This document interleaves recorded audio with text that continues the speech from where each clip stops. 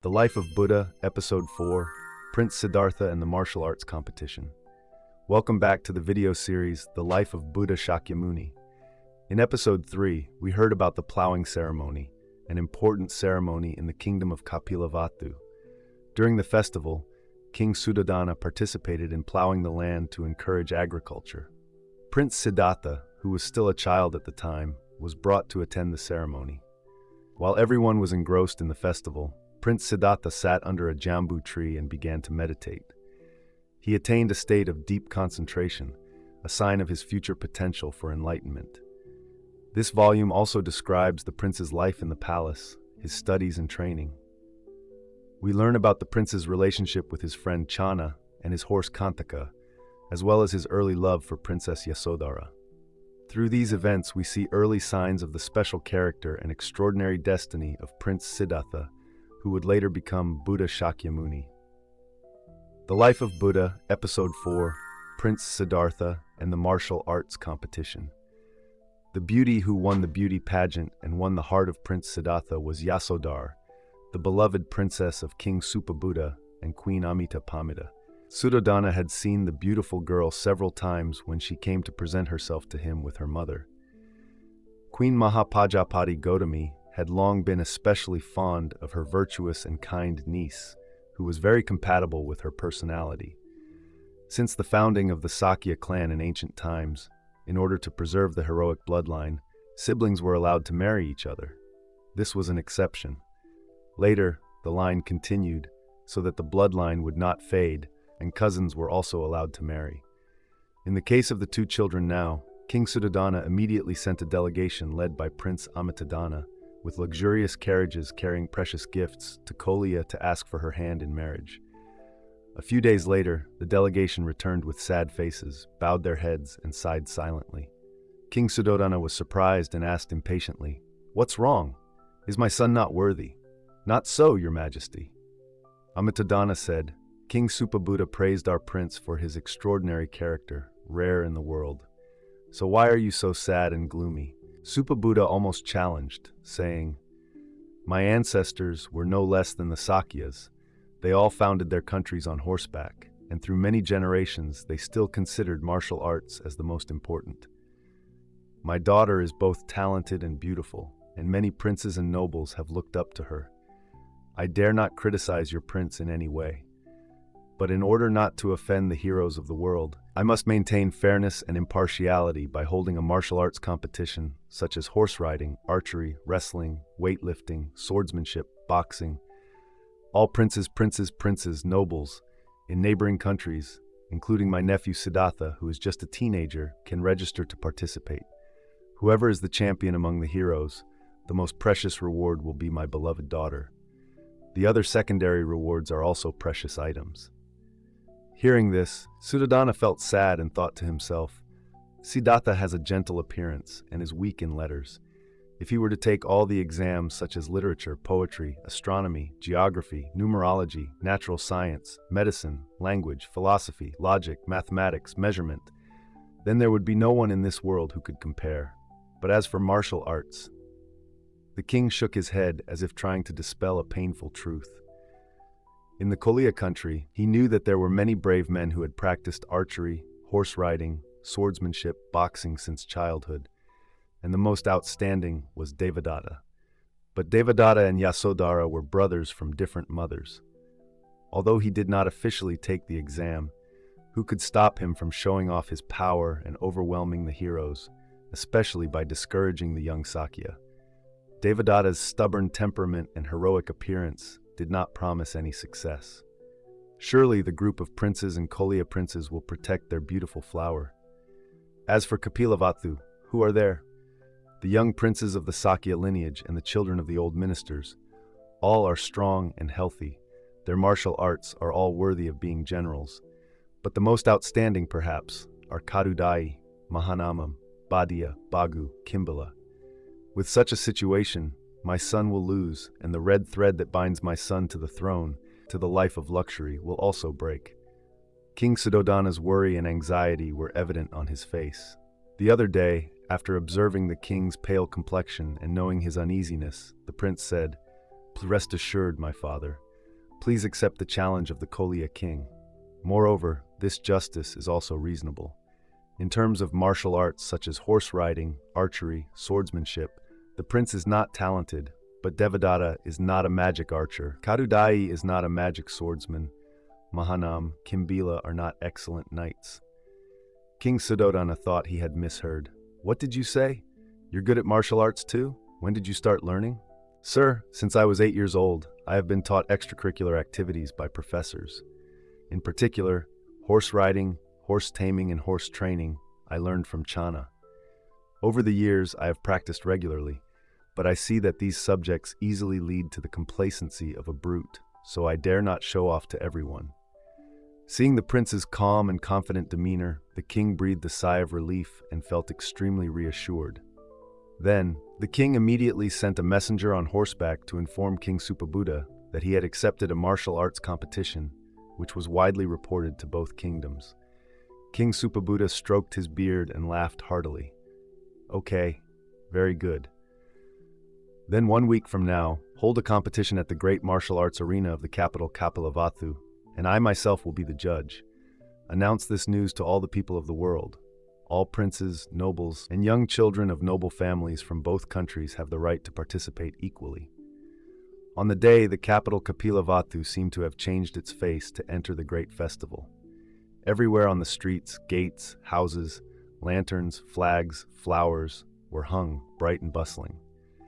The 4 gates of the city, east, west, south, north, were all opened wide to let all the people come and watch the first talent competition in history. Some people wanted to see the extraordinary talent of the nobles and princes. Some people were curious and admired, wanting to see with their own eyes the beauty of Princess Yasodhara. In the capital Devadeha of Kolya, the excitement was no less. The royal and noble youths here had also been busy with their carriages arriving at Kapilavatthu a few days ago. Before leaving, Devadatta told his father, "Dear father, the 2 talented sons of the 2 princes, Anudama and Viruhaka, have already left in their carriages, for they have long been interested in Yasodhara. Although their abilities are very strong, I still feel apprehensive." Supabuddha looked at his son and coldly said, "What do you mean?" "Dear father, please let me participate to protect Kolya's reputation. On the Sakya side, Prince Siddhārtha is like a divine dragon that always hides its head and tail very carefully, an unknown opponent that I always feel vaguely worried about. In addition, Kachudai, Mahanama are all formidable opponents. Our Anudam and Viruhaka, although their martial arts are the most brilliant among the royal youths, are not necessarily able to compete with the 2 countries' top martial artists." After a moment of contemplation, Supabuddha gently said, "My son, I really like Siddhārtha, especially his gentleness, politeness, and kindness. You are far inferior to that quality. Furthermore, although I declare aggressively, both countries are one family. This martial arts demonstration, on the outside, is about choosing a son-in-law, but on the inside is about uniting and tightening military power according to a long-term strategy, which has become a national policy to avoid the prying eyes and invasions of the great powers. Please understand this so that you can act properly. You are now the crown prince. You will take care of and take responsibility for the country's future affairs." "I understand, my lord, but my intention is only to dampen the arrogance and pride of the Sakya clan, who have long looked down on us. I only ask to participate as a way to join in the fun. You are no less competitive than anyone. I will let you participate, but be reasonable and polite. The final decision is up to me myself." The number of people who registered was very large, but when they heard that Devadatta had Devadatta, Anudama, Viruhaka, Kapilavatthu had Siddha Mahanam, Kadudai, Badiya, Kimbila, many people automatically withdrew because they knew they could not compete with those famous young men. The grandstand of honor was filled with kings, queens, concubines, princes, princesses, old ministers, and high-ranking officials of the 2 countries. The 2 wings on both sides were reserved for the noble families, the honored guests representing prestigious trade unions such as the treasury, lenders, gold and silver, craftsmen, copper and iron merchants, spices, clothing, rice, spices, candy, and the people were everywhere. Princess Yasodhara sat behind Queen Amitabha. her eyes fixed on nothing because she was worried, afraid that Siddhārtha would lose to the strong and majestic men in the arena. Devadatta is majestic in his neat military uniform, armor, hat, shoes, belt, inlaid with gems and gold, tall, with a golden bow and arrows on his back, riding a majestic warhorse, no different from his commander. Beside Devadatta are Viruhaka and Anudama, two very promising princes of Kolia. His military uniform is luxurious and shining with jewels, no less than Devadatta's. Mahanama was elegantly dressed, with a jeweled sword slung across his back, sitting on a red horse, looking majestic and majestic. Kadudai was in a shining golden uniform, with sword, bow, and arrows, leisurely riding a black horse. Kimbila was in a reddish-brown uniform like the evening sun, standing tall on a thoroughbred horse, with bow and arrows, a precious sword, all ready for battle. In addition, there were 5 brave warriors, descendants of the old ministers and other great ministers, their martial arts uniforms and weapons also shining brightly, also determined to compete. If they could not win this reward, they would win another. "Where is Prince Siddhārtha?" Princess Yasodhara asked quietly. King Suddhodana also looked around, and those who had admired the prince also seemed to be eagerly waiting. At that moment, from the eastern gate, a leisurely horse slowly trotted over, light as the wind, without a trace of dust. On horseback, an elegant young man, simply dressed in a white martial arts uniform, with a calm expression, came to the front of the stage, stopped the reins, and gently stepped down. The crown prince slightly bowed to the row of seats of honor, where were the elders, fathers, and uncles of the 2 clans. And also there was a princess nervously, shyly hiding behind her mother. In the middle of the great arena, a general appeared, with a loudspeaker in his hand, loudly announcing the rules of the competition, each subject in order, with King Supabuddha as the chief judge. The judges were also quickly nominated, 4 from each country. King Supabuddha stepped down and sat at the judges' table, made a few announcements, and emphasized the importance of the spirit of chivalry, friendly competition, and non-contact weapons. There were 3 main competitions: archery, sword dancing, and horse riding. Everyone applauded and cheered like thunder. The competition began. Archery. 12 archers stand in a row, holding bows and arrows.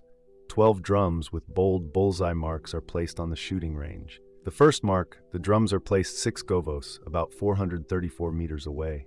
Ready, the flags are waved. As if in unison, 12 golden arrows are shot. The invigilator announces, "All hit the bullseye." The sound of applause is like a tidal wave. The second range, 7 govos, 10 archers hit the bullseye, 2 are eliminated. The third range, 8 govos, 3 archers are disqualified. The fourth range, 9 govos, all 7 archers hit the bullseye. They are Siddhārtha, Devadatta, Anudama, Viruhaka, Kimbila, Mahanam, Kadudai. At this point, everyone knows the talent of the royal descendants, their reputation and reality. When the guard moves the drums to about 10 govos, the stands are in an uproar because it is so far away. Then 5 of them hit. Anudama and Viruhaka missed. 4 of the Sakyas remained and only 1 of the Koliyas remained. When the drum reached about 11 govos, 3 more gave up, leaving only Siddhārtha and Devadatta. The 2 kings glanced at each other and smiled with satisfaction. Devadatta looked at Siddhārtha and said in surprise, "I did not expect that the emperor is also a great man. The prince is no less. Okay, let's call it even?" No. I must prove that Koliya also has heroes." Having said that, Devadatta ordered the guard to place the drum 14 govos away. That is, the bull's eye was only as red as the tip of a burning incense stick. He said in a challenging voice, "Do you dare shoot, brother? Your Highness, shoot!" Devadatta leaned over and swung his bow, slowly pulled the string, aimed, released the string. The arrow tore through the air, shot out, and hit the bull's eye without a single millimeter of error. The cheers seemed to shatter the entire arena. Siddhārtha happily patted Devadatta on the shoulder. "With that bow, that arrow, that target, there is no one in this world who can shoot better than you, my prince. So you give up, brother?" Devadatta said happily. "Not so." The crown prince ordered his guard to place the drum 20 govos away, meaning the target was no longer visible, then continued, "I want to ask you the opposite. Do you dare to shoot that target?" "Nonsense," Devadatta shouted. "Can you shoot without seeing the target?" "Yes," Siddhārtha spoke slowly. "You shoot with your eyes, I shoot with my mind." The incident made the arena silent. Prince Siddhārtha spoke loudly. "I would like to try the bowstring." Having said that, the prince drew his bow, pulled hard, and the bow broke. The guard brought another bow, which broke again. Another bow, made of bronze, broke again because the prince's hand was too strong. Throwing his bow, the prince said to the general, "At the sacred temple of Simhabanu there is a divine bow which has been worshipped since ancient times. It is made of bronze and very heavy. Please ask 10 strong men to bring it here for me." A moment later, 10 Sakya warriors arrived with great difficulty, carrying bows. They were jet black and shiny. The prince held the bow in one hand and held it straight forward, while with the other hand he pulled the copper string and released it.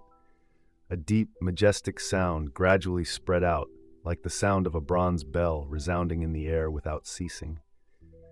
On the stands, everyone stood up. The people were bustling and pushing forward. The prince's divine power had overwhelmed the heroes, making everyone stunned and terrified. At that moment, the prince calmly loaded a bronze arrow, stood still as if in meditation, gently pulled the string, closed his eyes, held his breath. The golden arrow flew off the bowstring. Only a flash of lightning could be seen in space, then disappeared. The judges ran to the target. The divine arrow not only pierced the bull's eye, passed through the 2 drum faces, but also did not lose its momentum, flew about half a govo further and stuck into a large tree, the arrow's shaft constantly shaking. 4 strong men, as fast as falcons, ran to carry the drum, placed it in front of the stand for King Buddha to admire. He stepped down, looked closely, reached out to touch. A moment later, he softly said, "The legend of the divine bow in the sacred temple of Simhabanu is not a myth, but the divine arrow of Prince Siddhārtha I still dare not believe is true." The entire arena exploded with shouts, screams, and cheers praising Prince Siddhārtha's archery skills. The second day, the sword competition. The rules of the sword competition are to be fast, sharp, and accurate. Dancing the sword quickly but still seeing the sword is considered low level. Dancing the sword quickly, not seeing the sword, but only blocking 3 parts of the water sprayed from the outside is considered middle level. Dancing the sword so fast that the water sprayed does not touch the martial arts uniform is considered high level. In the fast sword competition, 8 students still saw their swords, achieving the lower level. In the middle level, only 6 people danced around without seeing their swords, namely Siddhārtha, Devadatta, Anudama, Viruhaka, Bhaddiya, Karudai. But in the fast dance, only Siddhārtha and Devadatta did not get wet, achieving the upper level. In the sharp and precise knife competition, the objects were wooden blocks placed in front of them, about a span in diameter, with 10 rows of red lines drawn evenly. After a sword dance, each student had to cut vertically, removing a piece of wood while the piece remained standing. The exam was very difficult, requiring all 3 elements: speed, sharpness, and precision. So some people passed the 3rd cut, the 4th cut, and the log fell. Devadatta, Viruhaka, Bhaddiya passed the 6th cut.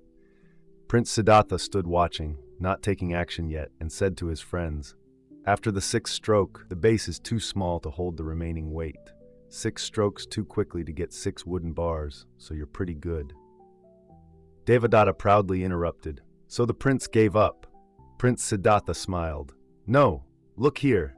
Having said that, the crown prince calmed down for a moment, took a breath of true energy, white light flashed, 10 flashes of lightning like 10 dragons swooped down on the log. The 10 logs fell down one after another, seemingly in a neat arrangement. Because the crown prince had slashed so quickly, beyond everyone's imagination. Devadatta was so impressed, he exclaimed, "Truly the world's #1 swordsman, truly irresistible, I bow in admiration." The prince said to his friends, "With a saber, cutting iron like mud is not difficult. Using a saber, cutting 2 or 3 tree trunks at the same time, without shaking the branches and leaves is more difficult, but I can do it." They arrived at the forest. The prince stood looking at 2 parallel tree trunks about a shoulder pole apart. He was silent as if in meditation. Then a shadow flashed like an eagle's wing. The sword was horizontal to his body. A beam of light flashed by. Before everyone could see how the prince acted, he had already returned to his original place, his expression bright. The 2 tree trunks did not fall. The branches and leaves remained motionless. The prince smiled. Everyone was in an uproar. The discussion had not yet ended when a gust of wind blew by. Crack, crack. 2 copper trees fell down at the same time. That was because the blade moved too fast, the cut was too flat, the seemingly impossible became possible.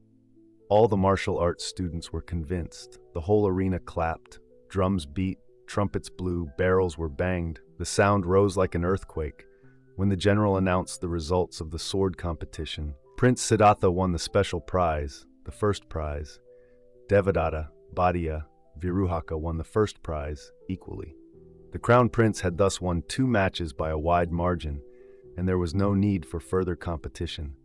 But at the request of the people, the sports festival should continue to make the joy of the 2 kingdoms complete. Both kings agreed. So the equestrian competition was held the following day. Last night, the capital city of Kapilavatthu was as if awake and asleep, with torches brightly lit up this street, that ward, for eating, drinking, chatting, discussing the sword skills of the princes, the kings, truly unprecedented. Here and there on the street corners, crowds gathered, opening their mouths to listen to the wandering men telling stories with gestures, movements, and interesting embroidery like acting. In the royal palaces, too, there was partying and entertainment until late at night. That night, perhaps King Suddhodana and Princess Yasodhara had the most fun. In the morning, the clouds were fine, the wind was light, and the golden sunlight, like thin silk, covered the entire capital. People filled the arena, eagerly awaiting the horse riding competition. The men and horses were ready at the starting point. Everyone was staring at Kadadayi because he had a dark complexion and was riding a black horse. Mahanam was majestic and leisurely on the back of a reddish-brown horse. Everyone was sure he would win. Kimbila, with his bright-colored martial arts uniform, fair-skinned, riding a white horse, looked extremely beautiful. Bhaddiya seemed confident, the owner of the famous golden horse for so long. Devadatta was tall, graceful, and brave with his invincible crossbred Sindhu warhorse. Siddhārtha, elegantly dressed in white, always with his ivory-colored horse Kantaka, slender, gentle, and obedient. Drums beat, flags waved, the horses galloped away. Devadatta's tall horse's shadow was soon easily in the lead. Kadadayi's black shadow followed closely behind.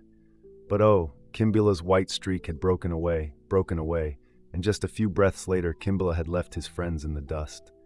Mahanama's red streak was not giving up easily either, galloping side by side with Viruhaka, Anudama, Bhaddiya, as if they were still saving their horsepower. And where were Prince Siddhārtha and Kantaka? Kantaka was leisurely hooves at the rear, but when Kimbila had surpassed Devadatta by about 10 horse heads, Kantaka began to show off its might. It suddenly raised its mane, neighed loudly, and then rushed off like a shooting star. It successively left the last 5 or 7 horses, left the golden streak, left the red streak, then it left the white streak. And yet, at this point, Kantaka began to show off his divine horsepower. He no longer ran, but flew. He flew lightly, waveringly, like clouds, like waves. He glided smoothly as if gliding on a velvet carpet. When Kimbila, Mahanam, Devadatta, Kadadayi, Viruhaka, Anudama, one after another had just passed the first lap, he was already at the end of the second lap. From here, knowing for sure that he had won, Kantaka began to perform. It galloped in a wavy manner. People only saw ivory-white waves, undulating steadily, softly, gracefully. It galloped in a flash. Both people and horses could only see a beam of light flying across. The entire arena stood up at the same time. It seemed like they could no longer see the horse, only Kantaka, with his spectacular performances. The cheers, praise, clapping, drum beating, gong beating were like the sky was shaking, the earth was collapsing. Kantaka stood on his 2 legs at the finish line. At the end of the 3rd lap, he neighed very long as if to reward himself for his glorious victory. Chana, the horse servant who had shouted hoarsely, now came to Kantaka, caressed, and joyfully said loudly, "For Kantaka, all the horses in the world are lame." Kimbila came in second after a long time, then Mahanama, Viruhaka, Anudama, Bhaddiya, Devadatta came in 3rd, 4th, 5th, 6th, 7th, 8th, while the other horses seemed to give up lazily. Devadatta slowly led his horse to complain to the judge and the judges. If there was a horse named Kantaka, anyone could have won the match easily. This contest is not fair. It is the horse that is good, not the person. Whoever has the courage to ride the lion horse in the palace is the real deal.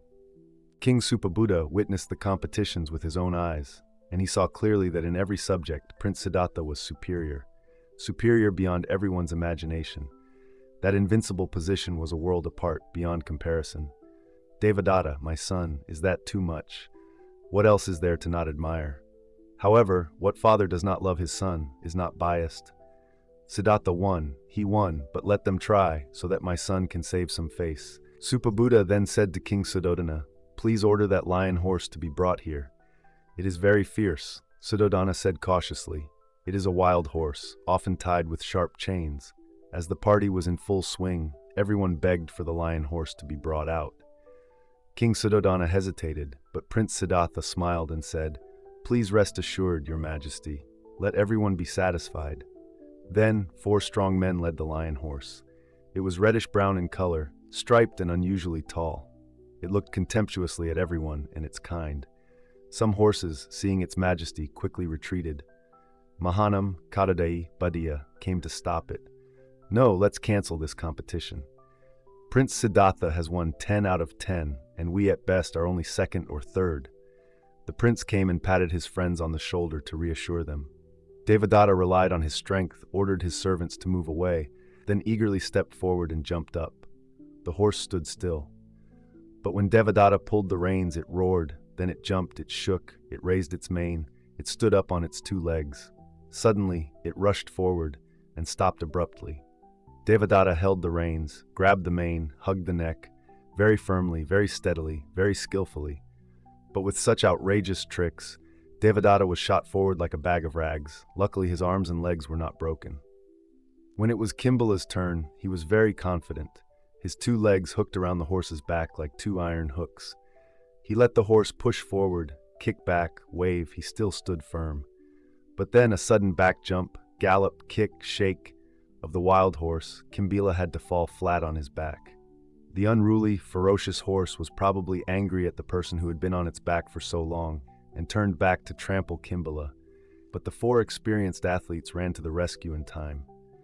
In the grandstands of honor, everyone was shocked and pale. King Suddhodana shouted loudly, "Where are you guys? Lock him in the cage." The prince calmly stepped out and said loudly, "Please, father, approve." The prince must also ride that horse to be fair. Channa suddenly smiled, came over and whispered something to the prince. People only saw the prince nod. Then he calmly walked over with a smile, gently placed his hand on the horse's mane, and stroked it affectionately.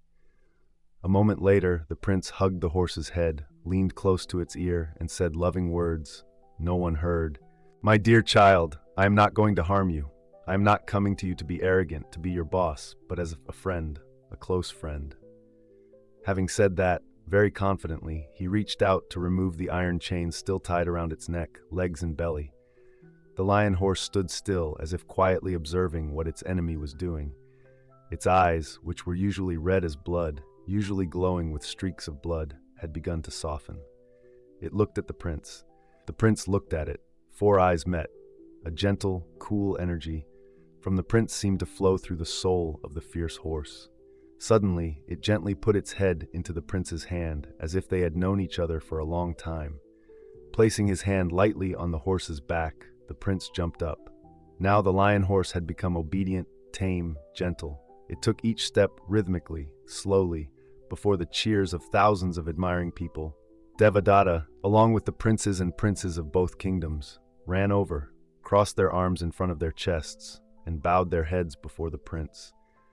"We are completely convinced. We are extremely honored to have lost to the great hero, the martial arts champion of 2 countries." King Supabuddha happily walked up, patted the prince on the shoulder, and said loudly, "You have shown your talent in a very heroic, very gentle, and very humble manner. I am very happy to bestow this priceless pearl upon you." Yasodhara hid behind her father. King Supabuddha laughed heartily, took his daughter's hand, and placed it in the hand of Prince Siddhārtha in front of the 2 clans, in front of the cheers of thousands of people like an earthquake, like a mountain breaking. Finding an auspicious day, the 2 kings held a wedding ceremony for their beloved son and daughter. And this was also an opportunity for King Suddhodana to announce to the people, handing over the authority of the kingdom to Prince Siddhārtha so that he could take responsibility for the country.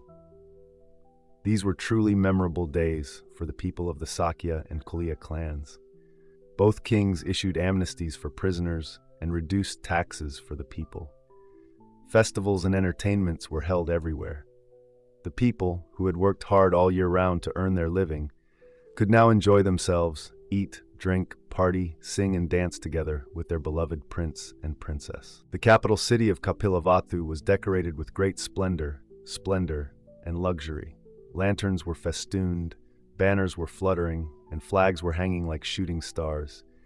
People were streaming down the main streets.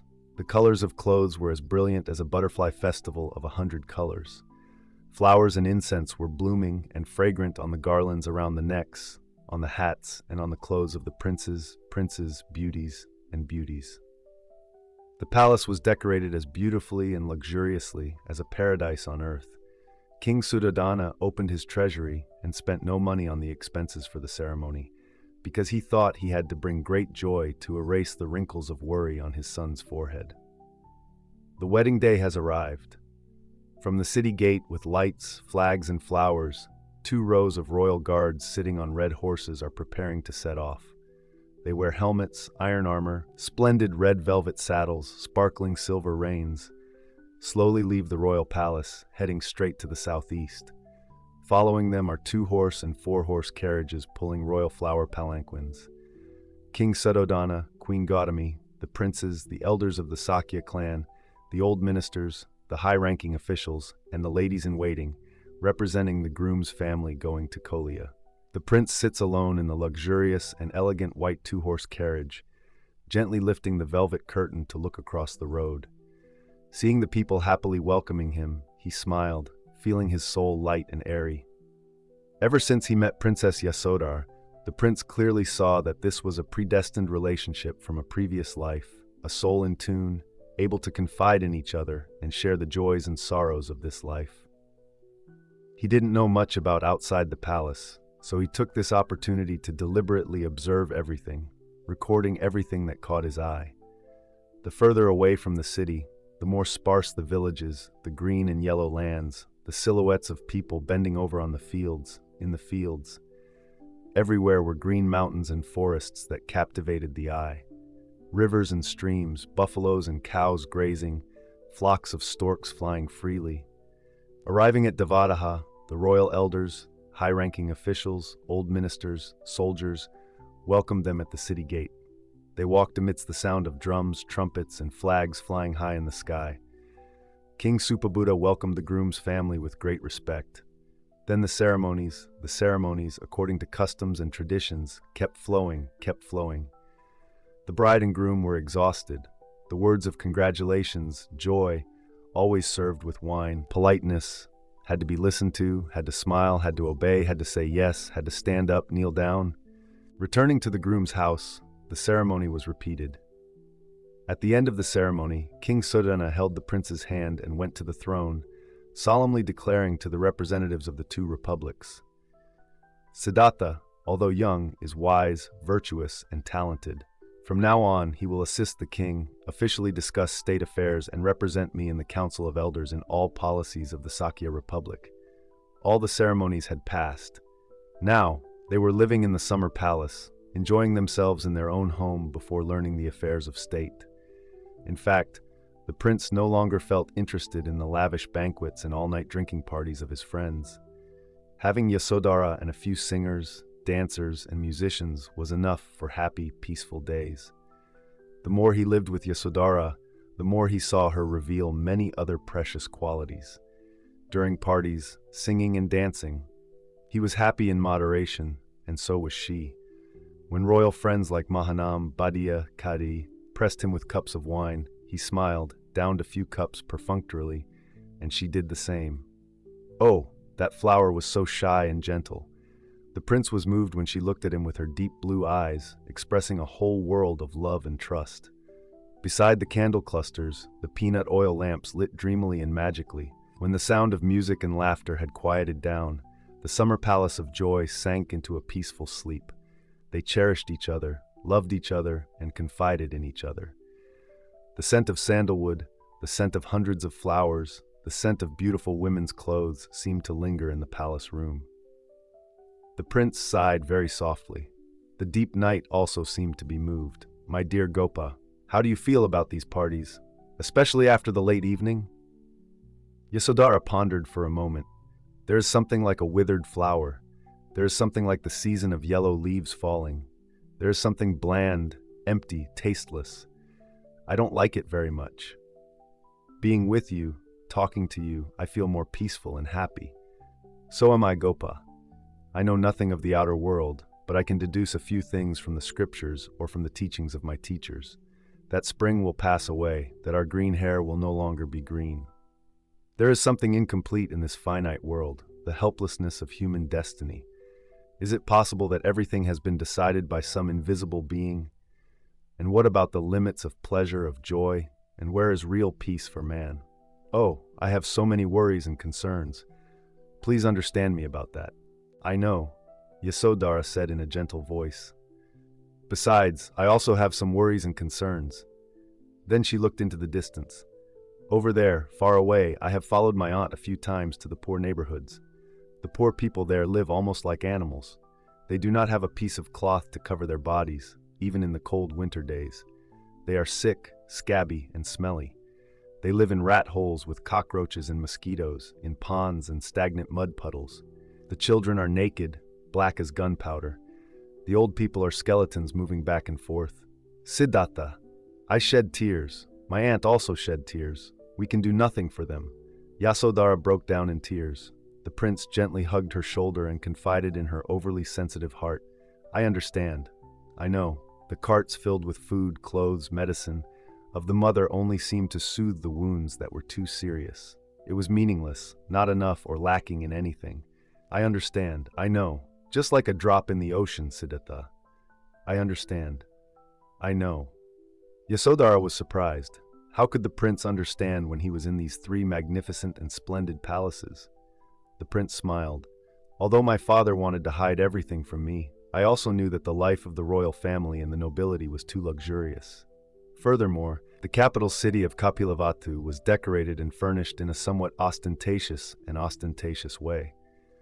The further away from the cities and towns, the more desolate and dilapidated the villages became. Houses with thatched roofs and sloping, shabby earthen walls. There were very few green fields, only patches of yellow land with buffaloes and cattle wandering in the middle of the wild grasslands.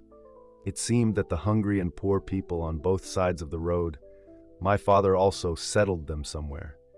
It was by inferring from these things that I understood that I knew Gopa. They said nothing more to each other.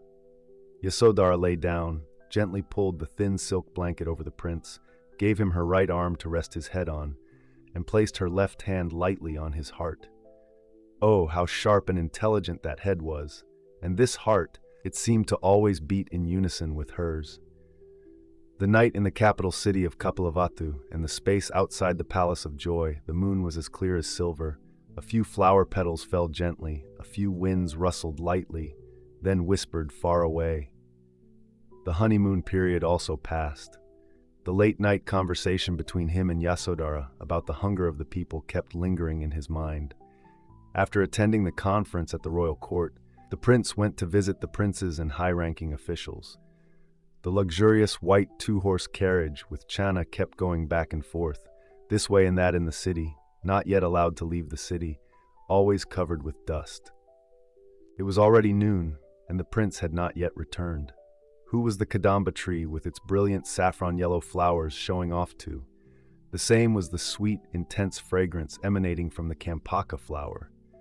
On the other side of the lake, the pale green lantern-shaped flower tree was nestled among the bright red coral flowers, sparkling in the clear water. How unattractive it looked. Yasodhara suddenly smiled, thinking to herself, wherever the prince was, there seemed to be a soul and life there. The silhouettes of two white horses appeared at the green gate. Two maids holding umbrellas ran out. The prince held his arm, wanting to go alone. Yasodhara waited for him on the porch. Has the spherical saraka flower bloomed yet, Gopa? He said, gently hugging Yasodhara's shoulder. Come in, the weather is starting to get dry. Soft music played as they walked. Birds on the balcony sang loudly. The prince said to Yasodhara, "We have a guest this afternoon, Gopa. This afternoon and evening we will entertain the princes. Bhadia has invited professional musicians and dancers from Kosala to entertain us." Yasodhara suddenly frowned her pretty eyebrows and turned to look at the prince. Is there something important going on? The party and the merrymaking are just an excuse, aren't they, Siddhārtha? Knowing that he could not hide Yasodhara's delicate feelings, he went to the window, looked at the flowers and landscape for a while, and confided, "I have a clear and firm grasp of the entire situation of the country in terms of diplomacy, politics, military, economy. I have also outlined a fairly large-scale reform program, and according to it, it seems that all the policies of the court up to now must be changed. But through many discussions, with a probing nature, with the princes, the high-ranking officials, the governors, I see that they are too arrogant, conservative, and conceited. My enthusiasm suddenly fades like a drop of water sliding down a lotus leaf. It is too difficult, Gopa. Nothing will change. I understand." Yasodhara nodded. "And now you want to ally with the young, intelligent princes. They will hold the fate of the Sakya and Kolya in the future?" "Yes, later they all became high-ranking officials, governors. They were young, open-minded, intelligent, and enthusiastic. Like us, most of the princes were not allowed to leave the city, not allowed to contact the people. Therefore, their knowledge was very limited. However, I will discuss each point with them, find ways to supplement their knowledge point by point." The prince's joy was also her joy. Yasodhara stood up and ordered the kitchen experts, maids, to prepare several large banquets.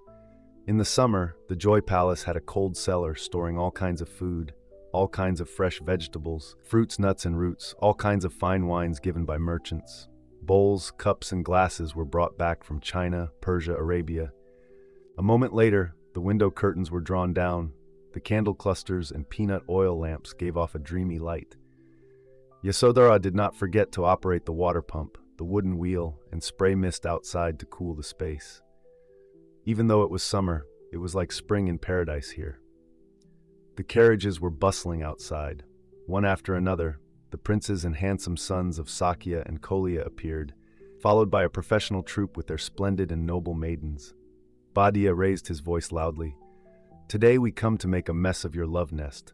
The prince smiled happily. They had all arrived. Bhadia, Mahanam, Karudai, Anuruddha, Kimbala, Ananda, Bhagu, Devadatta, Anudama, Viruhaka. And surprisingly, there were also Lady Gautami, the boy Nanda, and the girl Sundari Nanda. The party and the artists' performances lasted until late afternoon. At night, the princes sat at a light banquet, discussing animatedly until late at night.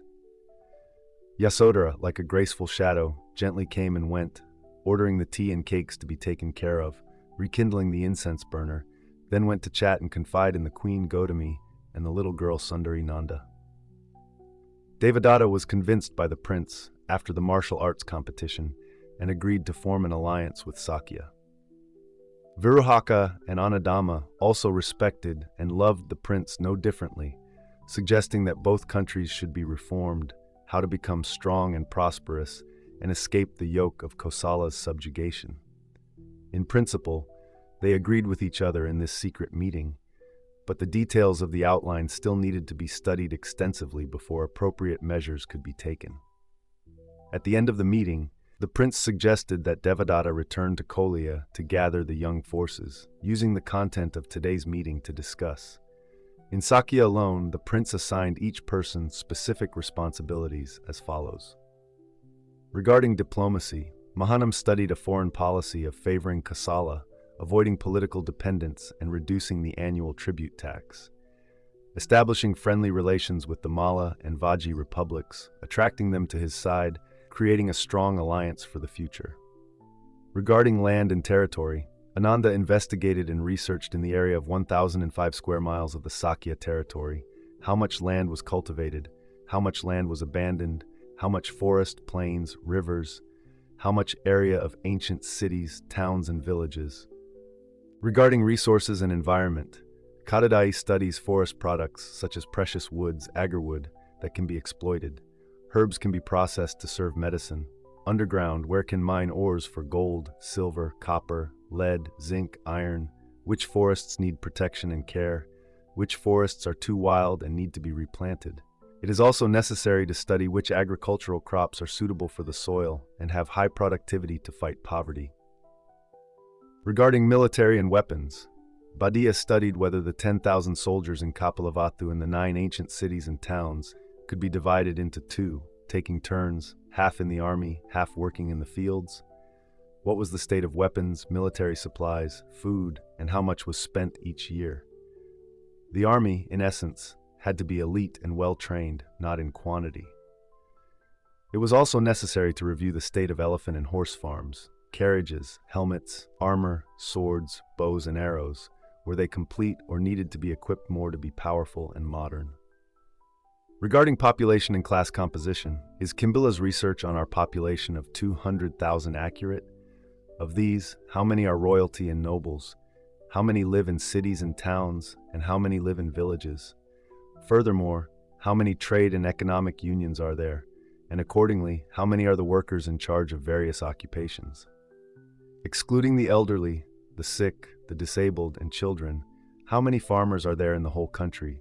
Who are the main laborers and create wealth? Regarding beliefs and religions, Anuruddha studied how many Brahmins, monks, and Taoists of various sects actually lived the life of a monk, wandering around in ascetic robes and alms bowls in search of Brahmanism? How many of them, with families, lived a secular life, were talented, and were working as teachers, physicians, astronomers, mathematicians? It was also necessary to find out clearly how the Brahmins in charge of the priests in temples, the chanters, the spellcasters, monopolized contact with the gods. How did they exploit the common people in sacrificial ceremonies, weddings, funerals, prayers for blessings, prayers for longevity, specifically with what kind of things or money? On health, social charity, Bagu is in charge, check it out. The prince spoke here, then Lady Gautami interrupted. Leave that to me, I know that very well, my child. The prince turned around in surprise. It turned out that not only Lady Gautami, Yasodhara, Sundari Nanda, but also many other people were quietly sitting around.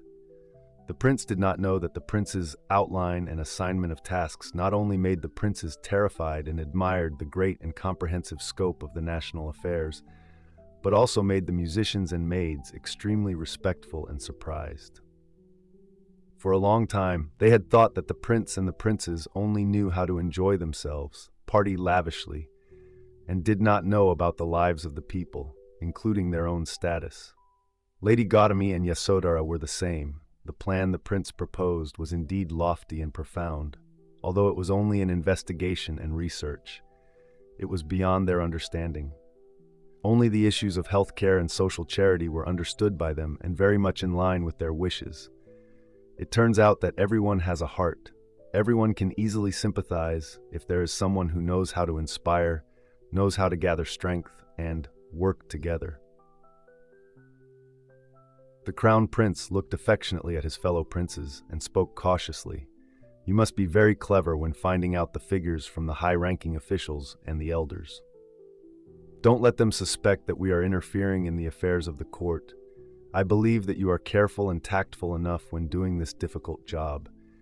The future of both countries will be in our hands.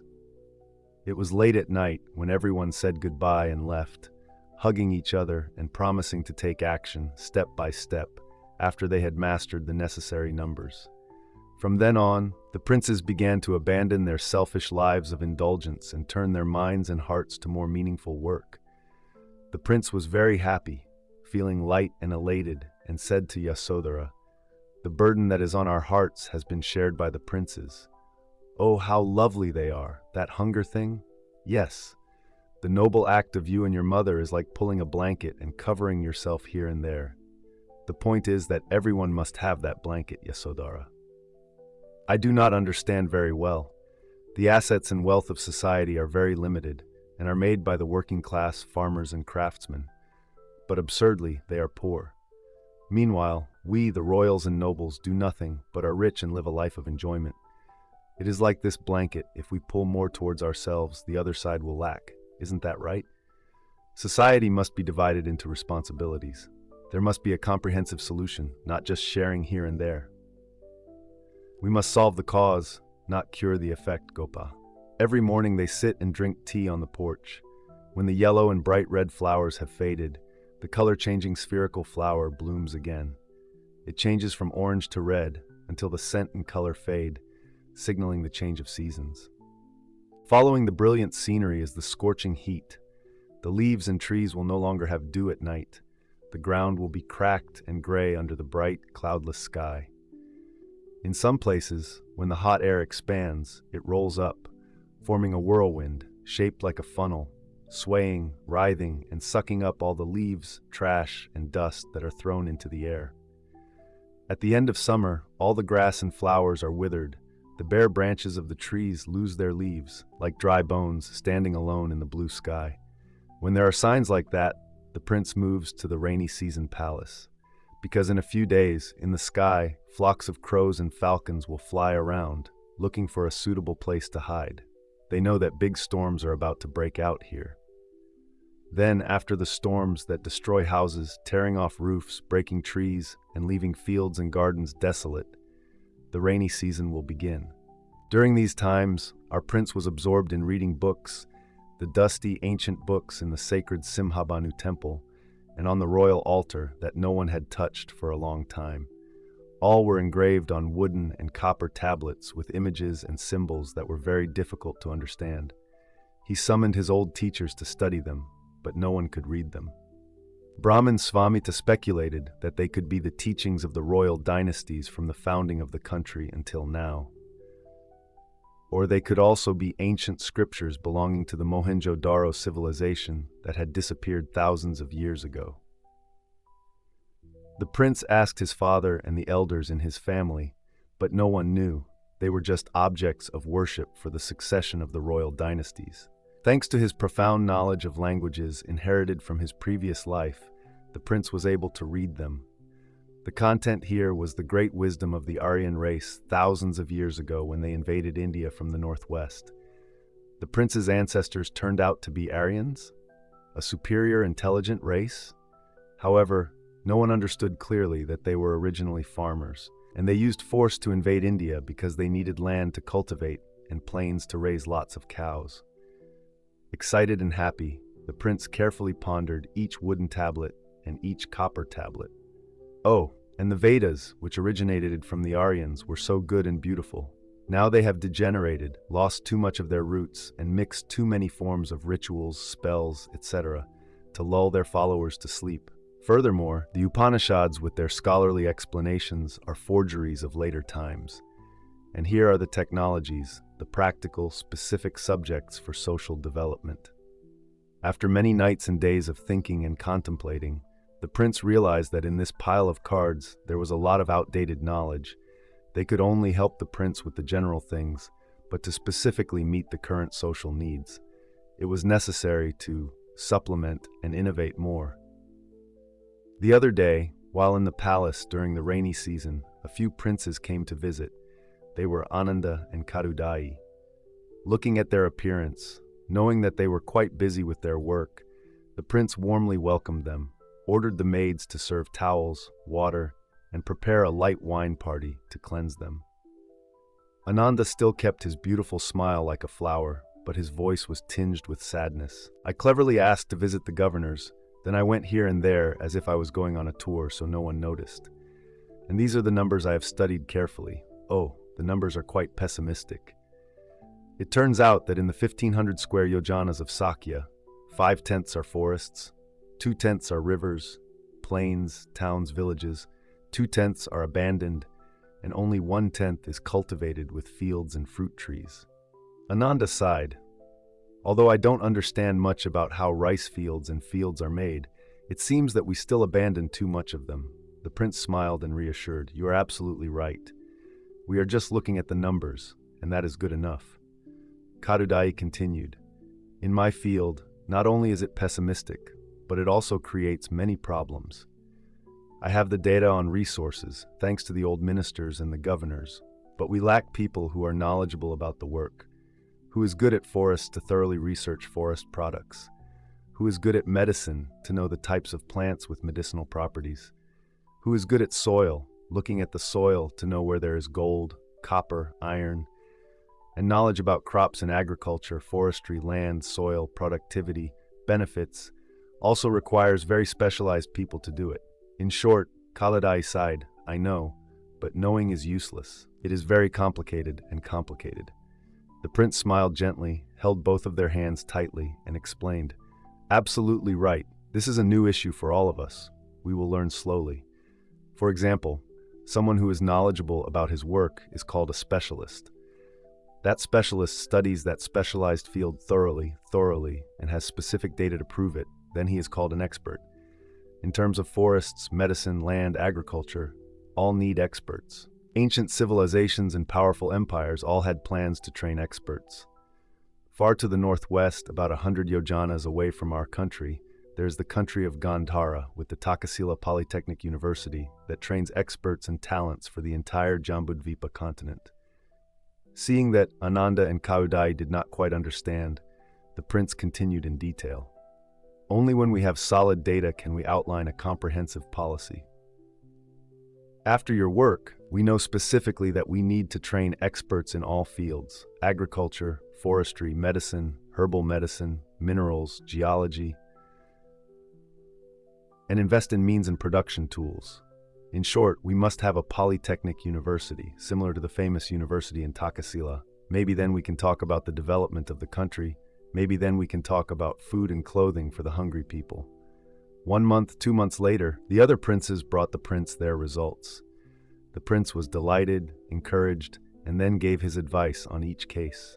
Hey Badia, tell me, if you were a general leading an army, what plan would you have to equip yourself with weapons, supplies, food, without royal sponsorship, that is, without being taxed by the people? Okay, Badia said confidently. As the prince suggested, I will assign 5,000 soldiers to take turns in production labor. They will not only farm, but also work as lumberjacks, sawmillers, carpenters, and other suitable trades. If the army cannot support itself, it will save a huge amount of money.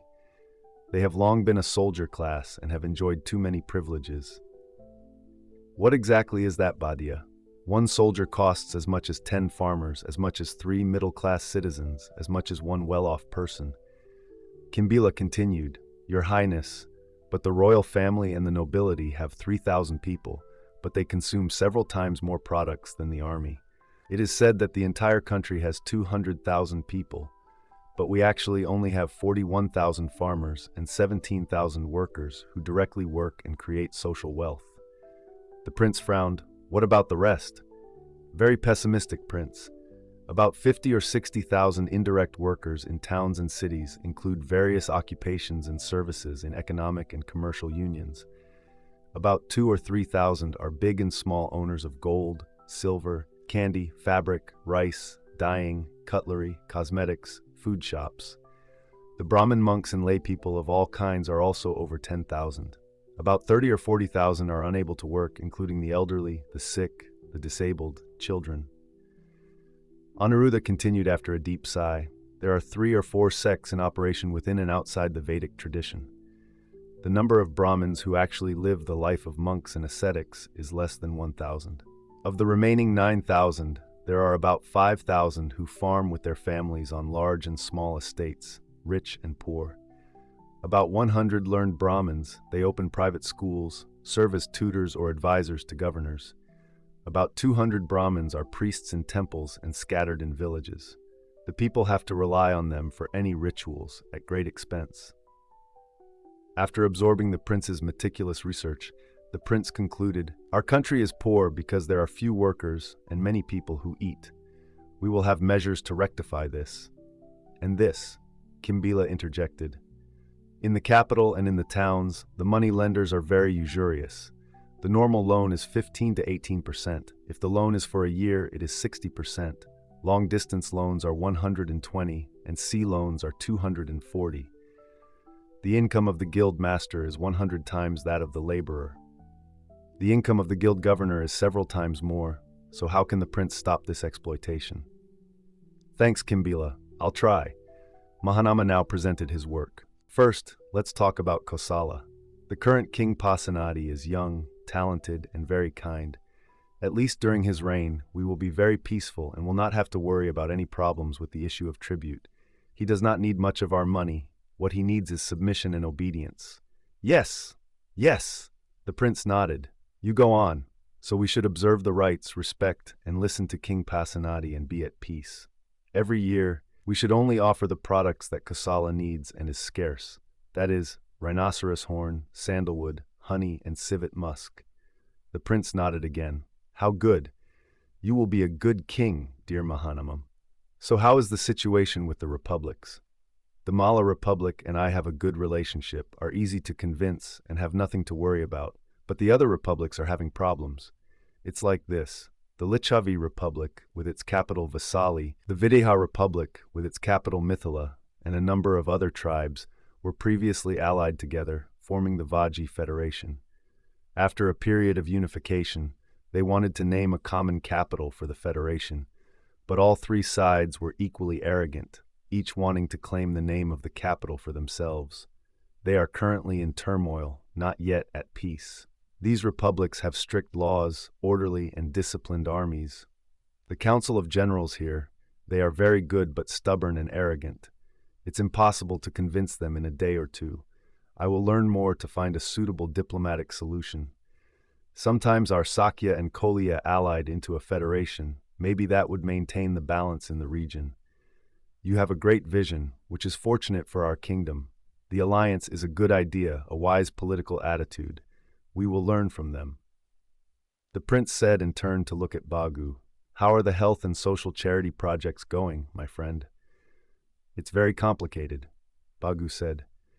But Lady Gautami said that she would carefully study the possible solution and then present it later. That's good. Thank you all. You've all worked so hard. With this passion alone, you're worthy of being an intellectual youth in this world. Shall we present all this to the king and the council of elders? Anuruddha asked eagerly. Wait, the crown prince replied. Only when we find a way to rectify or reform each point, specifically with high persuasion. Otherwise, the prince suddenly became silent, thoughtful. Seeing that everyone did not understand his unfinished sentence, Mahanama and Kaudai spoke at the same time. You're intruding too much on royal interests, guys. Dear ladies and gentlemen, you have just listened to the video about the life of Buddha Shakyamuni, adapted from the work A Life, a Sun and Moon by Master Gioi Duc. This video series will be broadcast at 7 p.m. every Monday, Wednesday, and Friday on the YouTube channel Buddhist Story. We sincerely thank you for watching. To not miss the next episodes, remember to subscribe to the channel and turn on notifications. If you find the content useful, please share this video with your relatives and friends. All your comments are very valuable to us. Please leave comments below the video so we can discuss and share together. Thank you, and see you again in the next episodes of the video series, The Life of Buddha Shakyamuni.